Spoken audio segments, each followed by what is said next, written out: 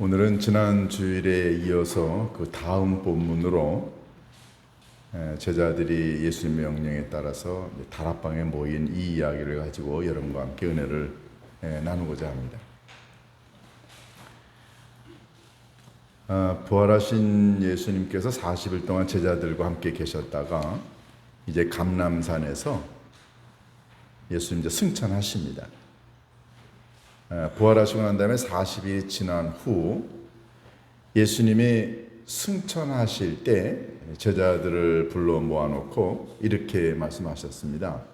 너희는 예루살렘을 떠나지 말고 내게 들은 바 아버지 하나님께서 약속하신 성령을 받을 때까지 예루살렘을 떠나지 말고 여기 기다려라. 몇 날 며칠이 못 되어서 너희들이 이제 성령을 받게 될 것이다. 이런 예수님이 명령을 하셨습니다. 제자들이 그 명령을 듣고 그리고 예수님 승천하시고 난 다음에 성령 받기 전까지 열흘 정도 머물렀던 곳이 바로 다락방입니다. 우리가 이 다락방에 관한 이야기를 하기 전에 예수님의 명령을 조금 한번 되새겨 봤으면 좋겠습니다. 명령은 참 중요하죠.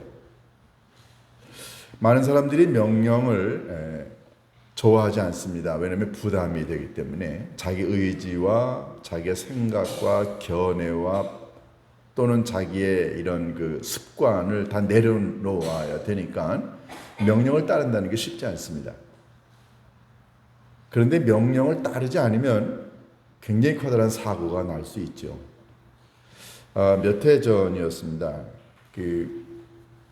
한미준 목사님들 무슨 모임에 가게 됐는데요. 제주도였습니다. 저희 아내하고 비행기를 타고 가는데 제주도 날씨라는 게 이게 뭐 얼마나 변화무쌍합니까? 근데 굉장히 그 날씨가 좋지 않고 그 먹구름이 너무 진하게 껴 있어가지고 제가 그저 이렇게 창밖을 보니까 아무것도 안 보여요. 그런데 기내 방송이 나옵니다. 이제 우리 비행기는 얼마 후에 이제 제주국제공항에 도착하게 됩니다. 승객 여러분들께서는 안전벨트를 잘 매시고 뭐 그런 멘트가 나오죠. 그런데 제가 보기에 하나도 안 보여요. 시커먼 먹구름에다 깔려 있으니까. 그런데 비행기는 서서히 고도를 낮추고 그리고 시커먼 먹구름을 속으로 들어가더니 먹구름이 딱 지나가자마자 공항이 보이기 시작하는 거예요. 바람은 불었지만 비도 왔지만 어쨌든 안전하게 잘 착륙을 했습니다. 제가 그 비행기 안에서 이런 생각을 했습니다. 아니 도대체 저 파일럿은 뭘 보고 조정을 하는 거야? 하나도 안 보이잖아요. 우리 김 장로님 조종사 하셨으니까 너무너무 잘 아시겠죠? 조종사는 육안으로 운전하지 않습니다. 조정하지 않죠. 대부분은 다 레이더를 통해서 그 관제소에서 알려주는 모든 정보를 가지고 이제 조정을 하죠. 보이지 않지만 관제사의 안내와 지시에 따라서 고도를 높이라, 방향을 틀어라, 얼마 정도 유지를 해라, 어디로 오라 다 보이지 않지만 먹구름 때문에 공항이 하나도 보이지 않지만 아무리 깜깜해도 관제소의 지시와 그 명령에 잘 따르면 비행기가 안전하게 도착하죠. 제가 그때 그런 걸 깨달았습니다. 명령을 따르면 안전하게 살아갈 수 있다는 거죠. 근데 만약에 이 조종사가 자기의 경험 또 자기의 지식 이런 걸 근거로 해가지고서는 만약에 조종을 하게 되면 그러면 통제 불능이 되죠. 그래서 사고가 얼마나 많이 납니까? 관제소의 지시에 철저하게 따르게 되면은 거의 사고가 나지 않지 않나요? 여러분, 그런 의미에서 예수님은 우리들에게 명령을 하시는 영적인 장군이시죠. 커맨더, 명령을 하시는 분이십니다. 내 생각에는 예수님의 명령이 조금 이해가 안 되고 조금 시기에 맞지 않고 뒤떨어지고 합리적이지 않을 수 있어요. 그런데 예수님의 명령을 따르게 되면 그 길이 생명의 길이고 그 길이 바른 길일 수 있다는 게 성경의 가르침이죠. 왜 예수님은 예루살렘을 떠나지 말고, 그리고 내가 아버지 하나님께 너희들에게 약속한 하나님으로부터 받은 성령을 너희들이 받을 때까지 기다려라, 왜 그러셨을까 하는 생각을 해봅니다. 그것은 예수님을 떠나시고 난 다음에 남겨진 제자들이 이 험한 세상에서 예수님의 복음을 가지고 세상에 나가서 증언할 때 그들의 생각과 그들의 경험과 그들의 학식을 의존하지 말고 예수님의 명령을 따라서 기다리고 준비하고 기도하다 보면 성령을 받게 될 것이고, 그래서 결국은 예수님의 일은, 하나님의 일은 성령의 능력으로 하는 거지 너희들 개인의 능력이 아니라는 걸 깨달으라고 예수님의 명령을 하셨습니다. 예수님이 여러분과 제게도 명령하시죠. 해라, 하지 마라. 굉장히 많은 말씀을 하시는데, 만약 그럴 때마다 우리가 예수님, 이거는 도저히 예수님의 명령에 따를 수 없습니다. 이건 내 자존심에 관한 문제고요. 내 상처에 관한 문제고, 이건 내가 경험이 많습니다. 만약 그렇게 하고 예수님의 명령을 무시하게 되면 어떤 결과가 올까요? 간혹가다 이런 생각을 합니다. 예수님이 승천하시면서 제자들에게 너희들 예루살렘 떠나지 말고 몇 날 며칠이 못 되어 받게 될 성령 받고 난 다음에 유대와 사마리아 땅끝까지 이르러 내 증인이 되라. 권능을 받아야 가. 근데 이 말씀을 제자들이 어겨가지고 예수님 떠나시고 난 다음에 자기네들끼리 성령 받지 않고 나가서 복음을 전했다고 한다면, 그러면 사도행전이 쓰여졌을까요? 교회 만들어지지 않습니다. 결국 제자들이 예수님의 명령을 들었고 따랐고 그 명령을 따라 결국 성령 받았고 그 성령의 능력으로 교회가 만들어지고 복음이 증언이 되면서 사도행전 28장이 쓰여졌고 결국 이 땅에 교회가, 하나님의 백성들이 만들어지지 않았나요? 명령을 따른다는 게 너무너무 중요하다는 생각을 듭니다. 안 보이지만, 안 들리는 것 같지만 주님은 우리들의 영혼의 삶에 끊임없이 말씀을 하시죠. 이런 의미에서 오늘 이 본문에 예수님이 예루살렘을 떠나지 말고 기다려라, 이 명령은 참 의미가 있다고 생각합니다.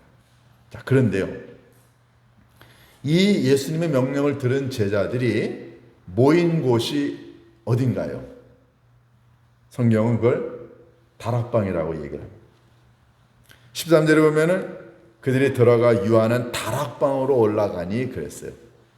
우리는 흔히 마가의 다락방이라는 말을 씁니다. 그런데 여러분들의 성경을 아무리 읽어봐도 마가의 다락방이라고 하는 이 글귀가 성경에는 없습니다.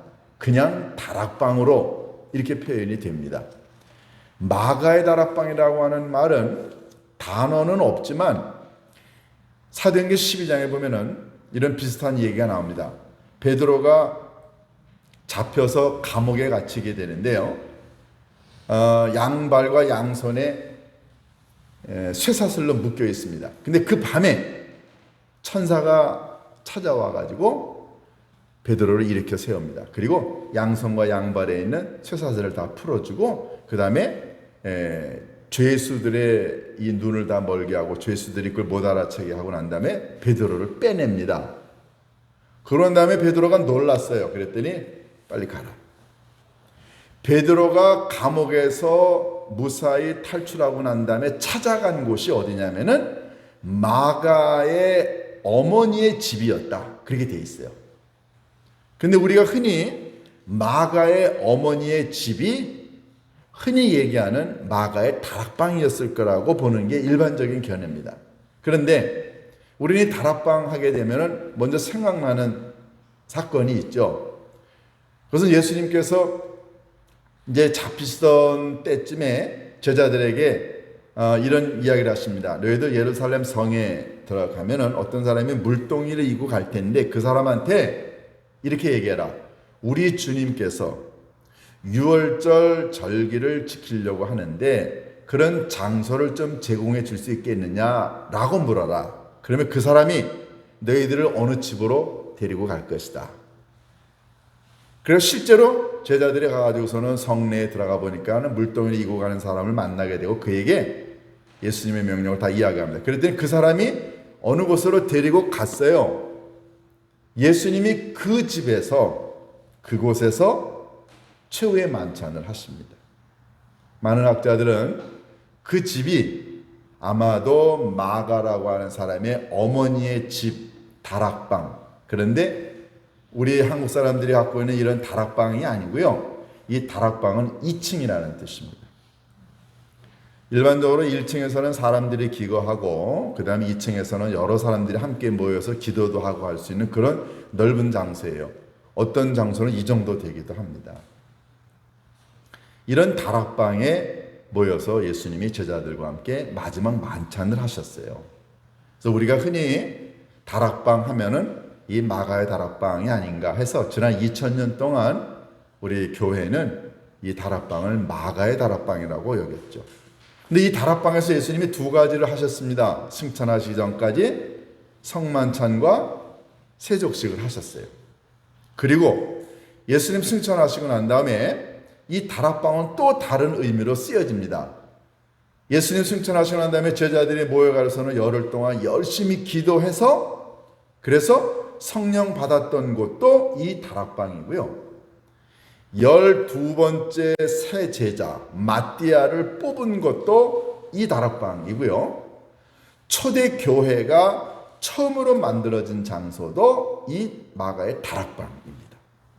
그러니까 이 마가의 다락방은 굉장히 많은 신앙적인 그런 의미를 갖고 있는 곳입니다.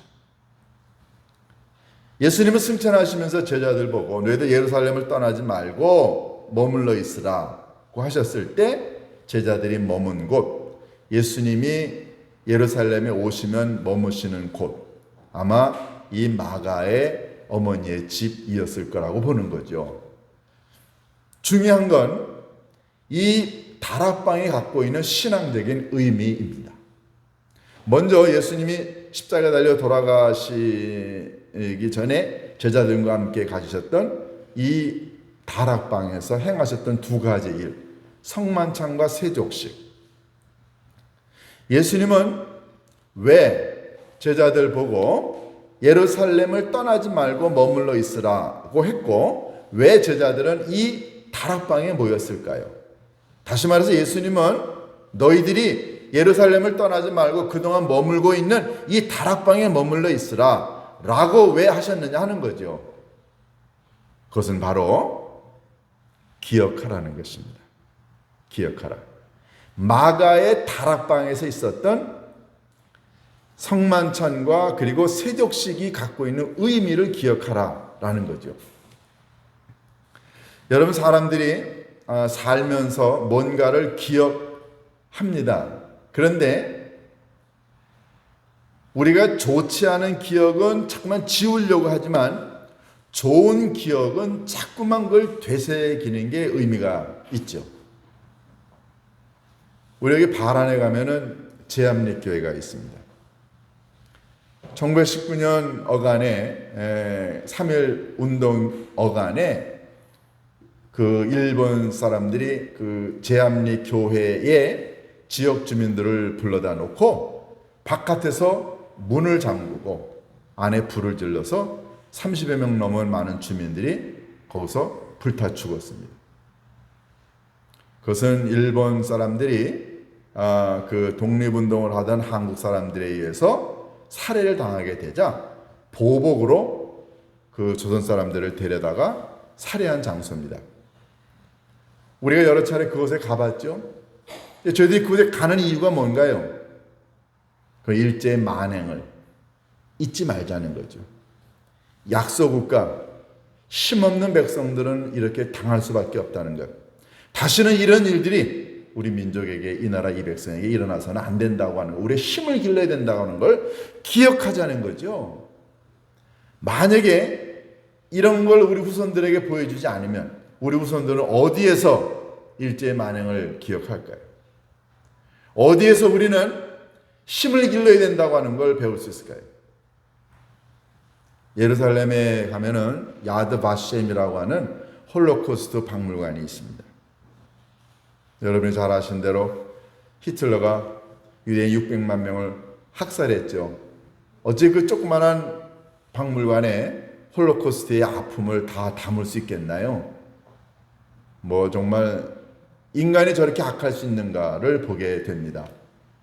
그런데 들어가는 입구에 가면은 이런 글귀가 있습니다. 용서는 하되 잊지는 말자.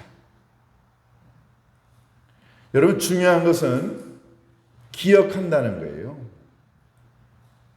예수님은 하나님의 나라로 승천하시면서 제자들에게 예수님이 살아생전에 특별히 최후의 만찬과 그리고 세족식을 통해서 예수님이 전달하고자 하셨던 의미를 제자들이 기억하기를 원하셨습니다. 기억은 단순히 그것을 무슨 뇌리의 운동으로 생각나는 게 아니라 그 사건이 가지고 있는 의미를 되새겨보는 거예요. 다시 한번 그걸 깨닫고 다짐을 하라는 거죠. 그래서 기억은 단순히 기억을 뛰어넘어 이것은 다짐을 하고 재결신을 요구하게 됩니다. 그런 의미에서 예수님은 하나님의 나라로 승천하시면 제자들 보고 예루살렘을 떠나지 말고 머물러 있으라. 제자들이 머물게 된 그 다락방에서 예수님이 행하셨던 성만찬과 그리고 세족식의 의미를 기억하라는 거죠. 예수님은 성만찬을 행하시고 난 다음에 뭐라고 말씀하셨습니까? 너희가 이것을 행할 때마다 나를 기억하라 하셨어요. 제자들의 발을 닦아주시면서도 잊지 마라. 섬기는 자가 가장 큰 자다.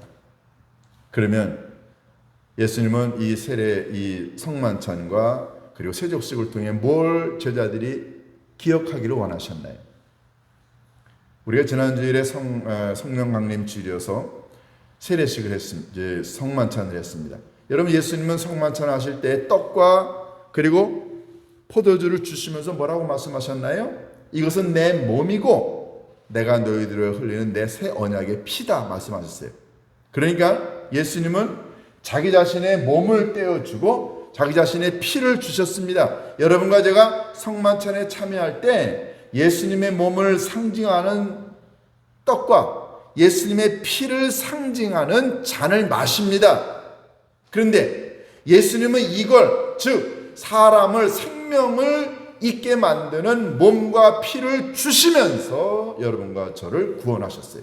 그러니까 예수님은 자신이 죽으심으로 여러분과 저를 살리셨다는 얘기죠. 예수님은 여러분과 제가 그걸 기억하기를 원하십니다. 다시 말해서 내가 죽었기 때문에 너희들이 사는 거예요. 여러분과 제가 성만찬을 통해서 깨달아야 되는 것, 기억해야 되는 건 누군가가 죽지 않으면 누군가가 살아날 수 없다는 거죠. 예수님은 승천하셨지만 제자들을 다시 이 다락방에 불러 그 성만찬 때 예수님이 보여주셨던 가장 중요한 의미, 희생과 헌신과 죽음이 있지 않으면 누군가가 살아날 수 없으니 너희들도 나의 삶을 본받아 내 피와 내 살을 먹고 마셨으니 너희들도 나처럼 죽어라.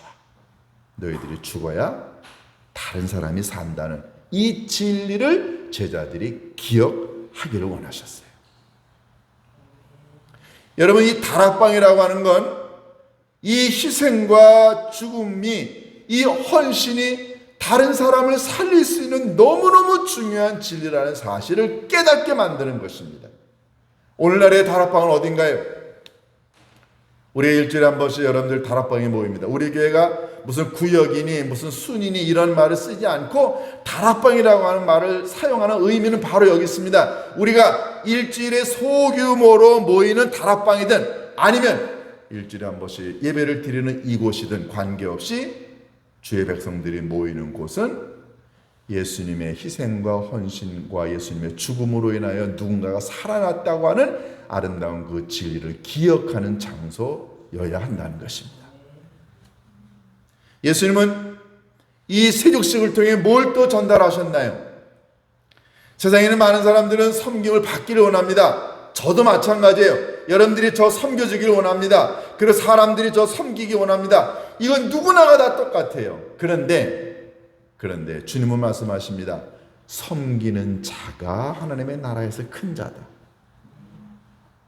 예수님은 스승이면서, 예수님은 랍비시면서, 예수님 스스로가 무릎을 꿇고 더러운 제자들의 발을 닦아 주심으로 하나님 나라의 가치, 즉 섬기는 자가 크다라고 하는 걸 몸소 보여주셨고, 예수님은 승천하시고 난 다음에 안 계시지만 제자들로 하여금 이 다락방으로 돌아가서 내가 너희들의 발을 닦아주었을 때 보여주었던 섬김의 삶을 이어가라고, 그걸 기억하라고 그들을 다락방으로 보내셨어요. 가만히 보면은요, 교회 안에 이 서로 섬기려고 하는 사람들이 많으면 교회가 너무너무 평안해집니다. 그런데 저 사람 왜 나를 안 섬겨? 내가 장로인데, 내가 장로의 권위가 있는데 왜 안 섬겨? 만약에 장로라는 사람이 그런 생각을 가져보세요. 장로 그만둬야죠. 목사가 그렇고요. 모든 성도들이 서로 무릎을 꿇고 그리고 발을 닦아주는 당신이 내가 정말로 섬기고 싶은 사람이야. 섬김을 받으려고 하지 않고 무릎을 꿇고 섬기려고 하는 마음을 서로 가지면 여기가 천국 공동체가 될 수 있지 않나요? 예수님은 그걸 보여주고 싶으셨습니다. 그래서 예수님 계시지 않지만 제자들을 통해서 이루어지게 될 이 땅에 있는 믿음 공동체가 이런 섬김의 공동체가 되기를 원하셔서 제자들을 다락방으로 보내셨습니다. 여러분과 제가 있어야 할 곳, 가야 할 곳은 어딘가요? 다락방입니다.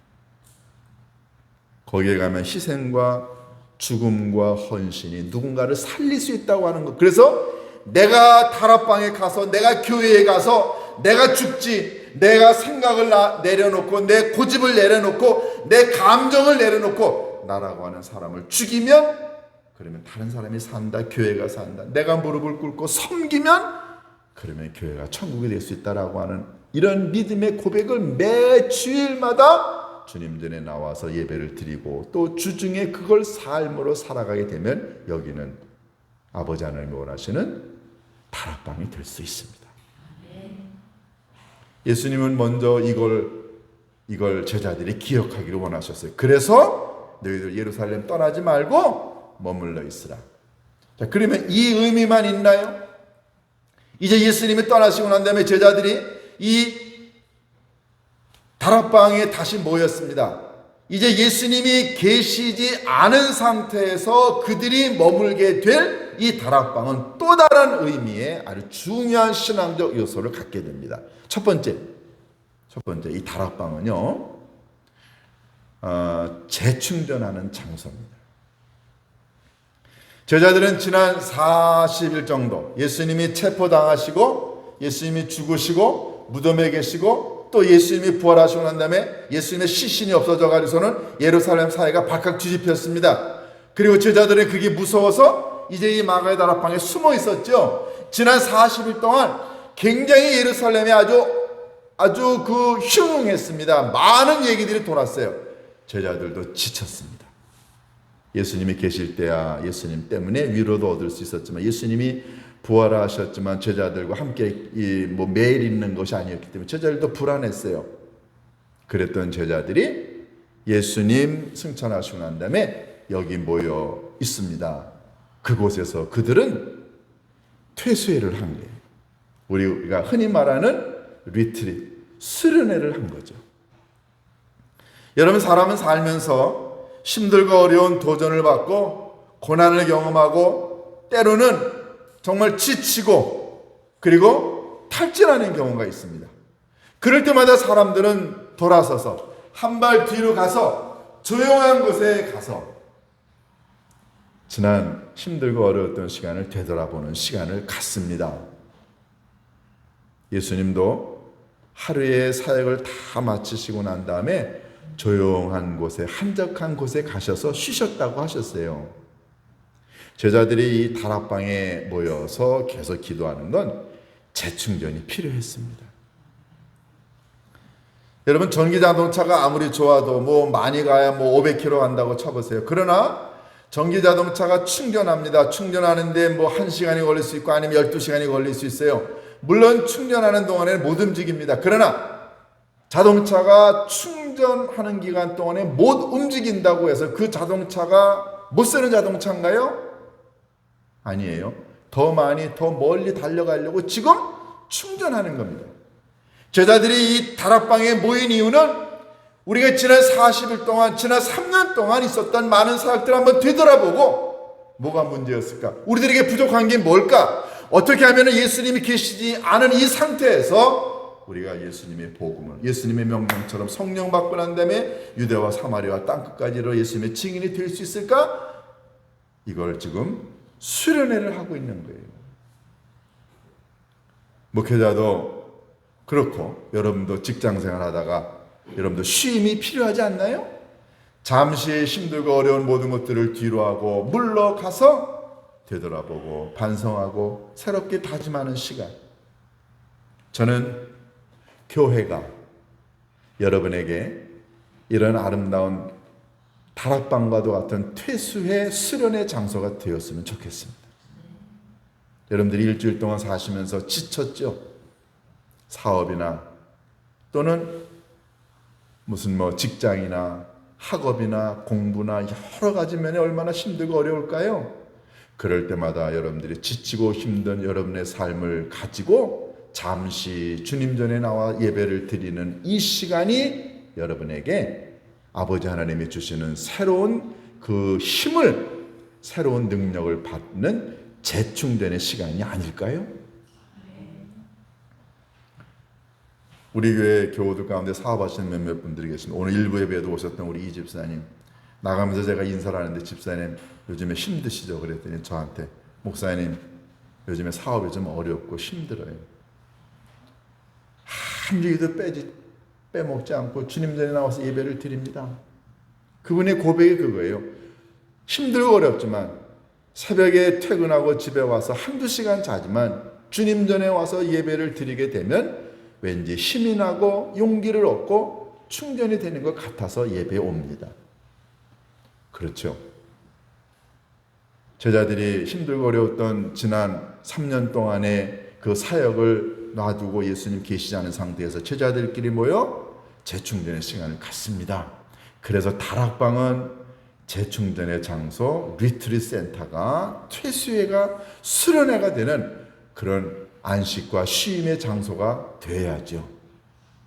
저는 우리 교회가 여러분들의 예배를 드리는 이 시간이 주님이 여러분의 상하고 지친 마음과 육체와 영혼의 그 힘든 것들을 하나님이 걷어가시고 수고하고 무거운 짐진 자들아 다 내게로 오라. 내가 너희를 쉬게 하리라. 예수님이 이 시간에 성령님을 여러분에게 보내셔서 여러분의 지치고 힘든 것들을 다 끌어안으시고 여러분에게 이 하나님이 주시는 평강과 그리고 안식과 쉼을 주실 줄로 믿습니다. 두 번째, 제자들에게 있어서 이 다락방은 그것은 일치와 단결의 장소였습니다. 예수님의 남겨진 11명들은 다 면면이 다 다릅니다. 그 중에는요, 자기 어머니에게 부탁해가지고 엄마 예수님한테 가가지고 예수님이 이 땅에 하나님의 나라를 건설하게 되면 형은 국무총리 시키고 나는 외무부 장관 시켜달라고 엄마가 부탁해. 성경에 보면 그런 얘기가 나옵니다. 이것 때문에 제자들끼리 싸움이 벌어졌어요. 그러니까 이 제자들 중에는 어떤 사람은 잘났다고 생각하고 그래서 제자들 간에 갈등과 반목이 있었습니다. 그런데 예수님 승천하시고 난 다음에 제자들은 11명이 한 명도 빠지지 않고 이곳에 다 모였습니다. 왜요? 하나님의 나라는 혼자 할 수 없기 때문에 그렇습니다. 예수님은 승천하시면서 제자들 보고 너희들이 예루살렘에 모여 기다려라. 만약에 제자들이 나 예수님 제자 안 할 거야, 만약에 개인적으로 다 뿔뿔이 흩어졌다면 예수 운동이 초대교회가 만들어졌을까요? 성령의 강력한 임재는 11명의 제자들과 예수님의 어머니와 형제들과 그리고 여자 성도들이 이 다락방에 모여서 뜨겁게 일치 단결하여 기도했기 때문에 그 단결된 힘을 보고 성령이 임하신 겁니다. 교회가 그렇지 않나요?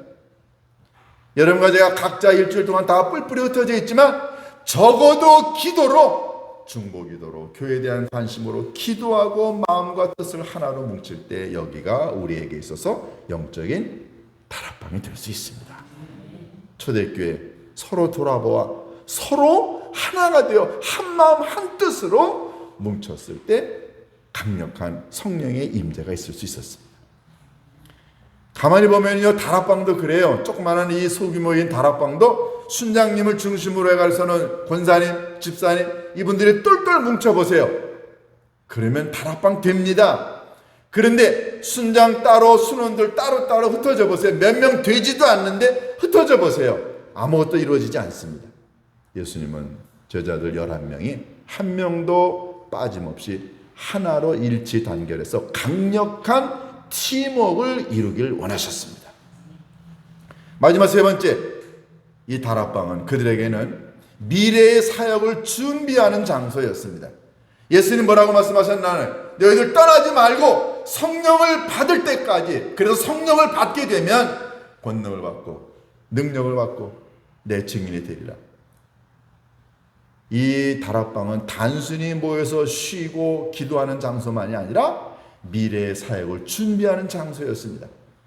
우리가 일주일에 한 번씩 주님 전에 모여서 예배를 드릴 때 하나님은 이 자리에 임재하셔서 여러분과 제게 세계 선교에 대한 꿈을 나누게 하시고 여러분들의 가정과 여러분들의 직장이 여러분들의 선교지라고 생각하고 여기서 세임을 받고 목회자의 설교를 듣고 말씀을 듣고 자기 자신을 되돌아보고 능력을 받고 그래서 세상으로 나아가 여러분들이 세상을 섬기는 선교사의 삶을 살아가라고 이 다락방과도 같은 이곳에 여러분을 부르시지 않나요? 빌리 그레이엄 목사님이 이런 얘기를 하셨습니다. 우리 모든 성도들은 각자가 성경책이다, 이런 말씀하셨어요. 또 이런 말씀도 하셨죠. 모든 성도들은 우리 모두가 다 사도 신조와 같은 신조다. 세상에 있는 많은 사람들이 우리를 보고 즉 성경인 우리를 보고 우리들의 삶을 보고 그들이 주님께 돌아온다는 거죠. 여러분들이 그 힘을 어디서 얻을 수 있나요? 다락방으로 돌아와 여기서 기도하고 여기서 수련하고 여기서 재충전받고 여기서 일치 단결하고 여기서 기도하고 능력받아 여러분들이 세상으로 선교지로 나아가는 것 아닌가요? 이런 글귀가 있습니다. 세상에 있는 사람들은 이 성경을 보고 하나님을 믿는 게 아니라 우리를 보고 하나님을 믿는다고요. 그래서 빌리 그레이엄 목사님이 말씀하신 게 우리가 성경이라는 거죠. 그러면 성경은 우리가 이 안에 어떤 내용을 담을 수 있을까요? 그것은 바로 매 주일 다락방인 이곳에 모여 여러분들이 기도하고 말씀을 듣고 변화받고 재충전하고 난 다음에 써내려가는 우리들의 이 삶의 성경 구절을 보고 세상에 있는 사람들이 하나님께로 돌아오게 될 줄로 믿습니다. 사랑하는 교회 여러분, 여러분과 제가 돌아가야 될 곳 바로 다락방입니다. 거기서 기도하고 거기서 떡을 같이 떼고 거기서 교제를 나누고 재충전하고 힘을 얻고 용서하고 사랑하고 용서하는 법을 배우고 그래서 여기서 준비가 되어야 여러분과 제가 이 세상으로 나아갈 수 있음을 믿습니다. 우리 교회가 여러분에게 이런 영적인 다락방이 될 수 있기를 주님의 이름으로 축원합니다. 기도하십니다. 고마우신 아버지 하나님, 너희들은 예루살렘을 떠나지 말고 아버지 하나님의 명령에 따라 저희들 이 교회라고 하는 이 다락방 공동체 소중하게 여기기를 원합니다. 하나님, 이곳에서 주님의 말씀을 기억하게 하옵시고, 이곳에서 재충전하게 하시고, 이곳에서 일치와 단결과 섬김의 방법을 배우게 하옵시고, 이곳에서 성령의 능력을 받아 이 세상을 섬길 수 있는 능력을 갖추는 우리 모든 성도님들에게 축복하여 주옵소서. 우리 주 예수 그리스도의 이름으로 기도하옵나이다.